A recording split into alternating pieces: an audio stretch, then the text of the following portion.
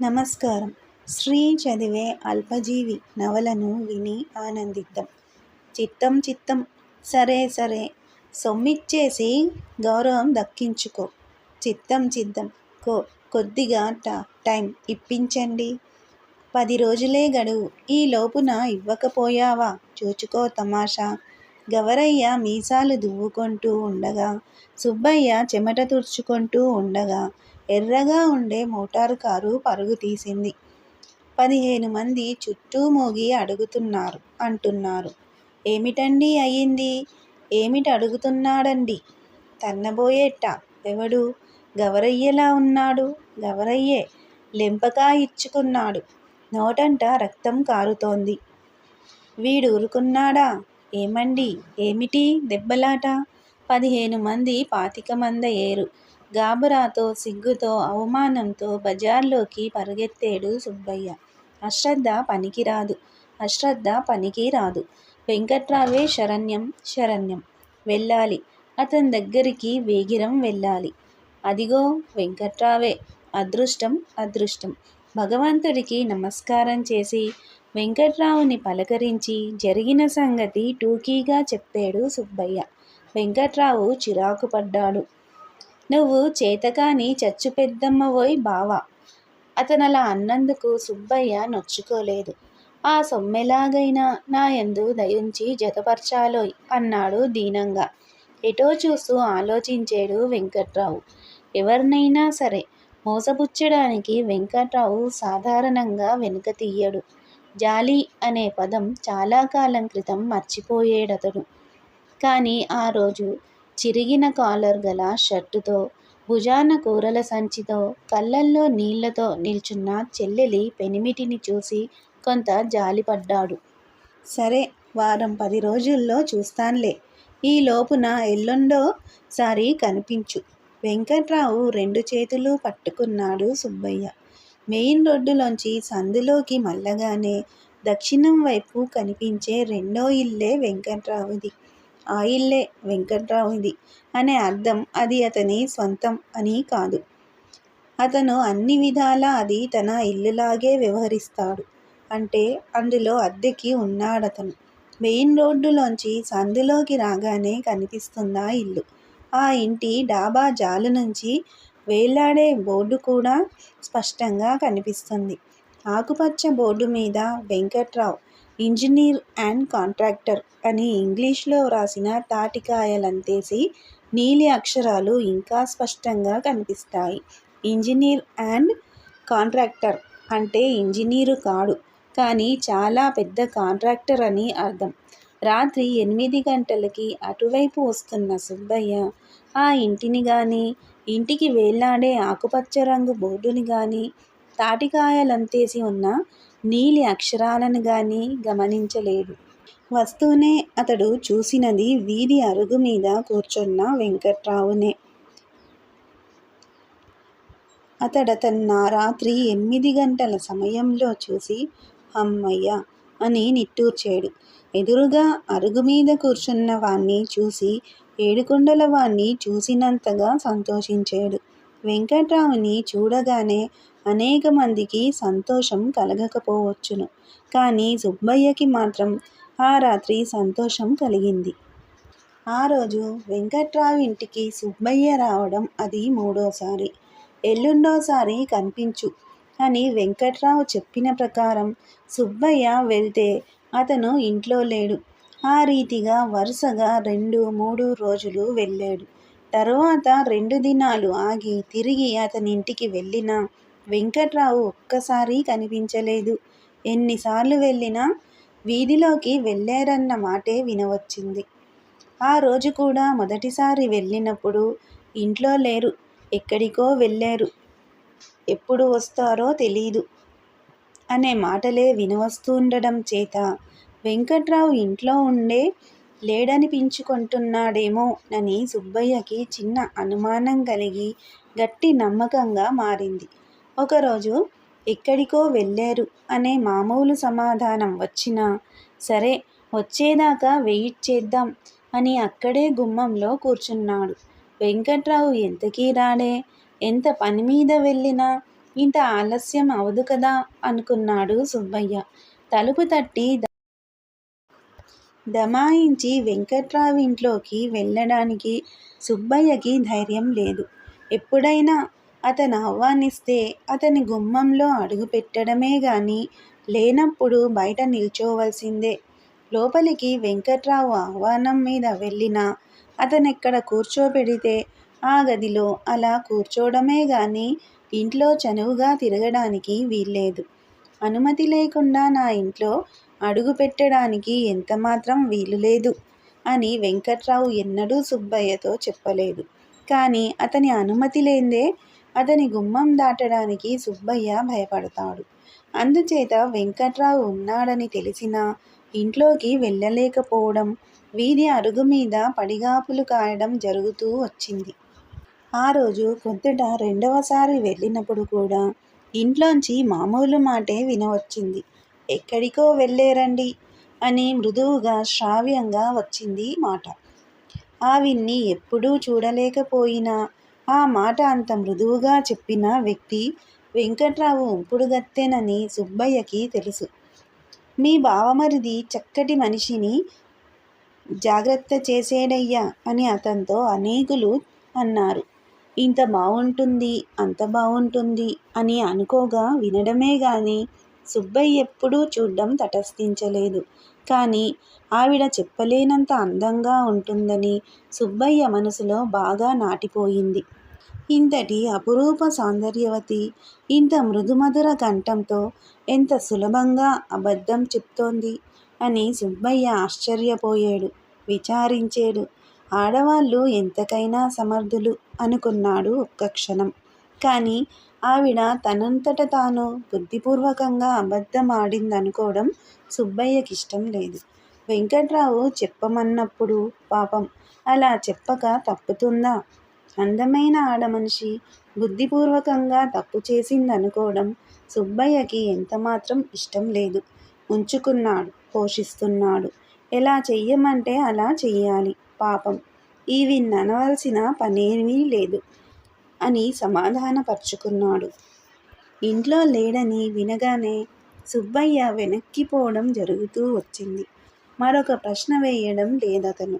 Cross పరీక్ష చేద్దామనే తలంపే లేదతనికి. అవతల మనిషి చెప్పేది అబద్ధం అని తెలిసినప్పుడు ఇవతల మనిషికి కలిగే సుపీరియారిటీ వల్లనో లేక కోమలాంగి కోమలగాత్రం విందామనే ఆసక్తి చేతనో గాని సుబ్బయ్య ఆ రోజు రెండవసారి వచ్చినప్పుడు వెంటనే వెళ్ళిపోకుండా ఎక్కడికి వెళ్ళారండి అని అడగగలిగాడు. చెప్పిన బోగట్టా విని వెళ్ళడమే గాని ఎదురు ప్రశ్న వేసే అలవాటు లేని సుబ్బయ్య ఆ రీతిగా అడిగినందువల్ల కలిగిన ఆశ్చర్యం చేతనో మరెందుచేతనో గాని లోనుంచి సమాధానం ఆలస్యంగా వచ్చింది. ఏమిటి చెప్పమంటారు అని వెంకట్రావు నడిగి ఉంటుంది. అందుకే జవాబు రావడం ఆలస్యమవుతుంది. ఇంతలోనే కంటికి కనిపించని బంగారు తీగెలతో అల్లుకున్నాయి మాటలు. ఊరికి వెళ్ళారండి. అబద్ధం అబద్ధం అబద్ధం చెప్పి నవ్వుతోందా? నవ్వు ఆపుకుంటున్నట్టుగా ఉందే. నవ్వుతూ అబద్ధాలాడే ఈవిడ ఎలా ఉంటుందో? ఎలా ఉంటుంది? నాకు తెలుసు. మేనకలా ఉంటుంది.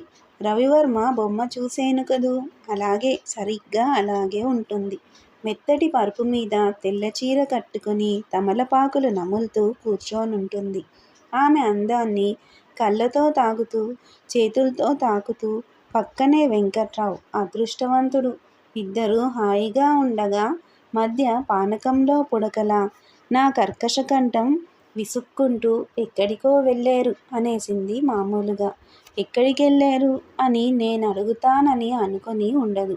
విసుక్కోదు పాపం. మరి అనవసరంగా చిరాకు కలిగించేను ఆవిడకి. నేనెప్పుడూ ఇంతే. కానీ ఏం చేసేది? అడక్క తప్పదే మరి.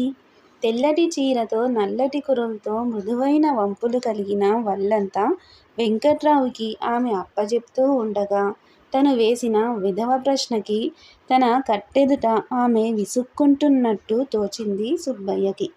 నోరు జారేక ఏం చేస్తాం అనుకున్నాడు. జవాబు చెప్పడానికి అతని సలహా అడిగింది. కళ్ళల్లో పడుతున్న ఆమె పొడుగాటి జుత్తు ఓ పక్కకి తోస్తూ ఊళ్ళో లేనని చెప్పి తోలేద్దు అనుంటాడు వెంకట్రావు. సలహా విని అంత అబద్ధం ఆడమంటారా అని నవ్వుతూ అతన్ని ముద్దులాడింది. ముద్దాడుతూ నవ్వింది. నవ్వాపుకుంటూ ఆ మాట అందజేసింది. ఊరికి వెళ్ళేరండి. ఉప్పెనగా వస్తున్న నవ్వు ఆపుకొందికి తెగ ప్రయత్నం చేస్తోంది అనుకున్నాడు సుబ్బయ్య. ఆడవాళ్ళ హేళనకి మగవాళ్ళకు కలిగే బాధ సుబ్బయ్యకు కూడా కలిగింది. ఉదయం 9 గంటలకి ఎండ చురుగ్గా ఉన్నది. సందులోకి జర్మని చప్పుడు చేస్తూ జీప్ ఒకటి తిరిగింది. జర్మని చప్పుడు చేసుకుంటూ పోయింది. పక్కింట్లో ఎవడో పిల్లడు ఏడుస్తున్నాడు. ఎదుటింట్లో ఎవరో 50 ఏళ్ల వితంతువు 18 ఏళ్ల కన్నెతో కూరగాయల బేరం చేస్తోంది. చేసి ఇంట్లోకి వెళ్ళింది. కూరగాయలమ్మే పిల్ల తట్ట సర్దుకొని సుబ్బయ్య వైపు సూటిగా చూసింది. నన్ను వెర్రి వెధవని చేసి నవ్వుకుంటున్నారు అని బాధపడ్డాడు సుబ్బయ్య. ఎండ చురచురమంటోంది. పక్కింట్లో పిల్లడు ఏడుపు ఆపేసి ఒక్కసారిగా నవ్వడం ప్రారంభించాడు. నవ్వుతున్నారు నన్ను చూసి. కూరలమ్మే కన్య సుబ్బయ్య వైపు చూస్తోంది సూటిగా. సుబ్బయ్య ఆ పిల్లవైపు చూశాడు. కానీ ఆమె ముఖం వికృతంగా ఉందని గాని, ఆమె శరీరం యవ్వనపు బిగిలో ఆకర్షణీయంగా ఉందని గాని చూడలేదు. ఇది కూడా నన్ను చూసి నవ్వుతోందా? అంతా నవ్వుతున్నారు. నన్ను చూసి అంతా నవ్వుతున్నారు. నన్ను వెర్రి వెధవని చేసి అంతా నన్ను చూసి నవ్వాపుకోలేకుండా ఉన్నారు. పోతాను, ఇంటికి పోతాను. మెల్లిగా ఇంటికి నడక సాగించాడు సుబ్బయ్య. 2 మైళ్ళు నడిచి వెళ్తున్నాడు. రెండవసారి ఈరోజు అలా వెళ్ళడం. రెండవ పర్యాయం ఇంటికి పోతున్నప్పుడు మూడోసారి మళ్ళీ వద్దామనే కృతనిశ్చయంతో వెళ్ళాడు సుబ్బయ్య. ఊళ్ళోనే ఇంట్లోనే ఉండి లేడనిపించుకుంటున్నాడు వెంకట్రావు. నన్ను గుమ్మంలోంచే గెంటేస్తున్నాడు. కొంపతీసి దగా చెయ్యడు కదా? దగా చేసేడంటే చస్తాను బాబోయ్, చస్తాను. ఇవాళ ఎలాగైనా సరే అతన్ని కలుసుకోవాలి. లేకపోతే కొంప మునుగుతుంది. ఆఫీసులో ఆ రోజు ఏమయ్యా సుబ్బయ్య, ఒంట్లో బాగులేదా అని రామస్వామి అడిగాడు. అబ్బెబ్బే లేదండి, బాగానే ఉంది. గౌరయ్య వచ్చి వెళ్ళిపోయాడు. సుబ్బయ్య వైపు చూడనేలేదు. సుబ్బయ్య ఒంట్లో గాబరాగా ఉంది. జ్వరం లేకపోయినా వల్లంతా వేడిగా ఉంది. కాగితాలు మడత పెట్టబోతూ ఉంటే చేతులు వణికాయి. కలంతో రాయబోతే వేళ్ళు టొంకర్లు పోయాయి. కొంపతీసి దగా చెయ్యడు గదా? పక్కనే కూర్చొన్న టైపిస్టు ఎడతెరిపి లేకుండా టైపు కొడుతున్నాడు. టప్ టప్ టప్ టప్ టపటపా టప్ టప్ టప్ టప్ టప్. చస్తాను చస్తాను. చచ్చేదాకా చావు బాజాలాగా వీడు టైప్ కొడుతూనే ఉంటాడు కాబోలు. అబ్బబ్బా వెధవ బాధ, చస్తున్నాను. అన్నిటికన్నా ముందు ఈ ఉత్తరం పంపించేయ్ అన్నారు దొరగారు అని ఆఫీస్ ప్యూన్ వెంకన్న ఓ ఉత్తరం పట్టుకొచ్చాడు. ఏదయ్యా సుబ్బన్న, ఓ సిగరెట్టిలా ఇచ్చుకో అన్నాడు అవధాని. టైపిస్టు బాధేస్తూనే ఉన్నాడు. పోర్టికోలో కూర్చున్న పీచుజుత్తు డ్రైవరు బీడీకి ఆఖరి పీల్పిచ్చాడు. రామస్వామి ఆ రోజుకి 52వ పొడుం పీల్చాడు. చస్తాను. దగా చేస్తే వెంకట్రావు ఎలాగైనా కలుసుకోవాలి. కలుసుకుని సంగతేదో తేల్చుకోవాలి. తగు మనిషి తరహాగా లేదు వెంకట్రావు ప్రవర్తన. ఏమీ తగు మనిషి తరహాగా లేదు. ఇంట్లో ఉండే ఆవిడ చేత అబద్ధాలాడించాడు. ఎంత ఇంపుగా చెప్పింది. పాపం ఆవిడ తప్పేమీ లేదు. వ్యవహారం చూస్తే ఏమీ బావుండడం లేదు. ముఖాముఖి మాట్లాడి వ్యవహారం ఫైసలు చెయ్యాలి. ఇంట్లో లేదంటే ఈసారి తలుపు తీయమంటాను అనుకొని ఆ రాత్రి ఇంటి నుండి బయలుదేరాడు సుబ్బయ్య. మెయిన్ రోడ్డులోంచి ఆ రాత్రి 8 గంటల సమయంలో సందులోకి వస్తూనే అరుగుమీద కూర్చున్న వెంకట్రావుని చూసి ఇంట్లో ఉన్నాడు కదా అని సంతోషించాడు సుబ్బయ్య. హమ్మయ్య అని నిట్టూర్చాడు. ఊరికి వెళ్ళలేదు, గీరికి వెళ్ళలేదు. నేను మొదట్నుంచి అనుకుంటూనే ఉన్నాను అని సంతోషించడమే కాకుండా గర్వించేడు. అంతా పచ్చి అబద్ధాలు. మధ్యని పాపం ఆ మేనక చేత చెప్పించినందుకు వెంకట్రావు కొంచెం సిగ్గుపడి తనతో మాట్లాడ్డానికి మొహమాట పడతాడేమో అనుకున్నాడు. అందుచేత అడుగు జోరుగా వేశాడు. సిగరెట్టొకటి తీసి అక్కడే వెలిగించేడు. చిన్న చిరునవ్వు నవ్వేననుకున్నాడు. అరుగుమీద కూర్చున్నాడు. సుబ్బయ్య వచ్చినందుకు వెంకట్రావు సంతోషం ప్రకటించలేదు. రమ్మని ఆహ్వానించలేదు. రాకకి కారణం అడగలేదు. ఎప్పుడూ ఈ మధ్య కనిపించలేదే, ఏమిటి విశేషాలు అనే మామూలు మాటలైనా అనలేదు. రెండో మనిషి లేనట్టుగా ఎటో చూస్తూ చుట్టకాలుస్తూ కూర్చున్నాడు కాలుమీద కాలు వేసుకుని. సుబ్బయ్య సంతోషం చచ్చిపోయింది. గర్వం అణగారిపోయింది. సిగరెట్టు ఆరిపోయింది. వెంకట్రావు చుట్ట తెగ జోరుగా వెలుగుతోంది. ఆ రోజు రాత్రి 8:05 సమయంలో సుబ్బయ్య సిగరెట్టు ఆరింది. వెంకట్రావు పొగచుట్ట వెలిగింది. ధీమాగా కాల్తున్న పొగచుట్టలాగా వెంకట్రావు ధీమాగా కూర్చొని ఉండగా సుబ్బయ్య సంతోషం వెలుగు వెలిగి ఆరింది. సుబ్బయ్య ఎందుకొచ్చేడో వెంకట్రావుకి తెలుసు. వెంకట్రావుకి తెలుసునని సుబ్బయ్యకి తెలుసు. తనకి తెలుసునని సుబ్బయ్యకి తెలుసునని వెంకట్రావుకి తెలుసు. అది సుబ్బయ్యకి తెలుసు. తెలిసిన ఇద్దరూ తెలియనట్టుగా కూర్చున్నారు. సుబ్బయ్య కంగారు పడుతున్నాడు. గాబరా పడుతున్నాడు. ఆందోళన పడుతున్నాడు. బెంగ పెట్టుకుంటున్నాడు. భయపడుతున్నాడు. దగా చెయ్యడు గదా, దగా చెయ్యడు గదా. వెంకట్రావు దగా చెయ్యడు గదా. అయ్యయ్యో, చేస్తాడయ్యా, చేస్తాడు. వెంకట్రావు దగా చేస్తాడు అని ఎవరో చాటుతున్నారు. డప్పులు కొట్టించేరు. బాజాలు వాయించేరు. భీషణ శంఖాలు పూరించేరు. భీకర గర్జన గర్జించేరు. మదగజంలా ఘీంకారం చేసేరు. అన్నీ చేసి చెప్పేశారు. చెప్పి పారేశారు. వెంకట్రావు చెయ్యకపోతే ఇంకెవరు చేస్తారు? సుబ్బయ్య చూస్తాడు కదూ. వెంకట్రావు చూస్తావు గదా అతని దగా. తడిలేని గొంతుకతో 2 పొడి ముక్కలు మాట్లాడేడు సుబ్బయ్య. ఇదిగో వచ్చేను. అవును, చూసేను. ఇంకేమనడం? పోగట్టా ఎలా ఎత్తడం? లోపల్నించి మేనక వింటోందో ఏమిటో. అతన్ని డబ్బడిగితే ఆవిడ బెంగ పెట్టుకుంటుందో ఏమో. అతని అందు మక్కువతో ఉంది. నన్ను తిడుతుంది, ఏడుస్తుంది. ఆ ఉసురంతా నాకు తగులుతుంది. ఛాఛా, ఆమె ఉసురు నాకు తగలడమేమిటి అసందర్భం. కానీ ఎలా అడగడం? ఏమనడం? ఊరికి వెళ్ళేవన్నారు ఇందాట్లా వస్తే. అయ్యయ్యో, నేరకపోయి అనేశాను. ఆవిడ నొచ్చుకుంటుంది కదా. ఆహా, అయితే ఏమీ లేదు. ఊరికెళ్ళేనన్నారని ఊరికే అన్నాను. ఊరుకోకుండా మధ్యాహ్నపు మండుటెండలో కాలిన అరుగు రాత్రైనా ఇంకా కాలుతూనే ఉంది. కూర్చుందికి ఎంతమాత్రం సుఖంగా లేదు. ఎంతసేపు ఇలా కూర్చోవడం? నేనొచ్చిన పనేమిటి? నన్ను రమ్మన్నాడే ఆ రోజు బజార్లో కనపడినప్పుడు. మరి ఇప్పుడు మాట్లాడ్డే నేనే మాట్లాడాలి. అవసరం వచ్చినప్పుడు అడక్కపోతే లంపటమంతా నా మెడకి చుట్టుకొంటుంది. చచ్చేన్రా భగవంతుడా. చెల్లెమ్మ, చిన్నపిల్లలు నీకోసం కాసుకు కూర్చుంటారోయ్. లేటవుతుంది. అయ్యయ్యో, వెళ్ళిపోతున్నాడు ఇంట్లోకి. ఇదిగో చూడు. ఆ విషయం గురించి వచ్చేనోయ్. ఏ విషయం?